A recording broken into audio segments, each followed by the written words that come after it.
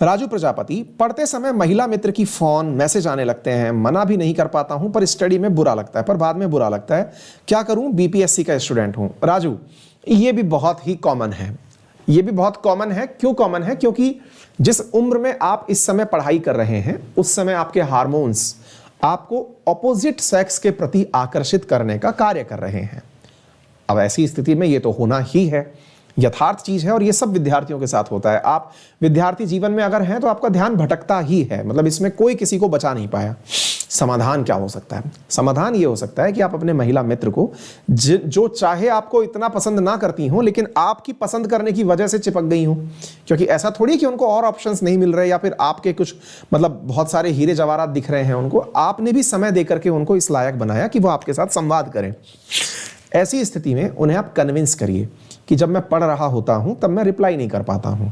आप उन्हें समझाएं, क्योंकि अगर आपकी वाकई में मित्र हैं तो समझ जाएंगी, और अगर आपकी बातें वो नहीं समझ पाई तो फिर मित्र काहे की? मित्र तो वही है ना जो आपकी बातें समझ जाए।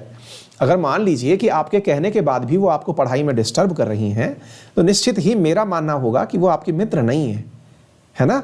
तो ये तो आपको भी सोचने की बात होनी चाहिए। मित्र हैं तो समझ जाएंगे, आप उनको कन्विंस करिए, पढ़ाई बताइए उन्हें कि मैं ऐसा करने में दिक्कत होती है।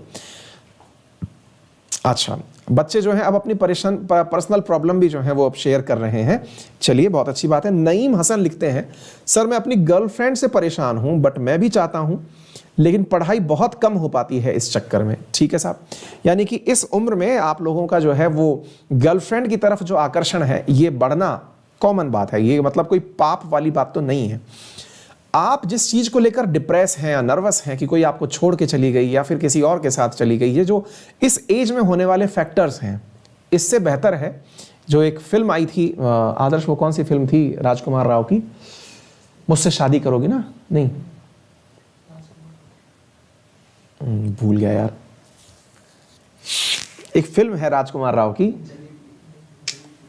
अरे गूगल करो उसको, जिसमें कि वो मेरा इंतकाम देखेगी करके फिल्म का गाना है। अरे है ना, मुझसे शादी करोगी नहीं है, कुछ और है उसका नाम, आपको याद हो तो कमेंट बॉक्स में बताएं। उसे देखें और उससे मोटिवेशन लें। और एक मेरे बहुत ही प्यारे विद्यार्थी ने आदर्श वो वीडियो डालना, एक बच्चे ने जो अपना सिविल टाइम्स में जो शेरो शायरी सुनाई थी ना, वो शॉर्ट बना के डालना, सबको दिखना चाहिए, है ना। उसने बहुत अच्छा बात किया है कि बिहार के अगर हम हैं तो हम IAS बन के ही बदला लेते हैं, है ना।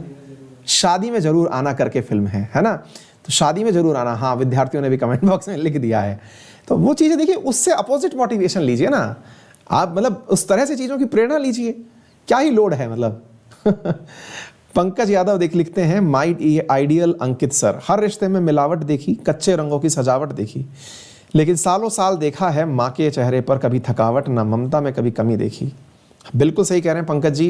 कहते हैं कि डिप्रेशन में अगर कोई व्यक्ति है, कोई परेशान चल रहा है, तो उसे कुछ भी ना मिले तो अपनी माँ के पास जाएं और कहें कि मम्मी आप एक बार बैठ जाइए आराम से, मुझे आपकी गोदी में सर रख के सोना है। मैं आपको बोलते समय इमोशनल हो रहा हूँ, लेकिन सच्चाई है, जब आपको कुछ भी रास्ता ना मिले, आप बहुत फ्रस्ट्रेशन में हो, नर्वसनेस में हो, आपकी परिस्थितियां आपके साथ ना चल रही हों, आपका लगता है घनघोर अंधियारे ने आपको घेर लिया हो, बस अपनी माँ के पास जाएं, बिना कुछ बोले चुपचाप जाकर के उनकी गोदी में सो जाएं, सिर रख के सो जाएं। मैं मानता हूं कि शायद उससे अच्छा जीवन में किसी को कोई स्वर्ग की अनुभूति नहीं हो सकती। जीते जी कहीं स्वर्ग है तो वो वहीं है, यहीं है।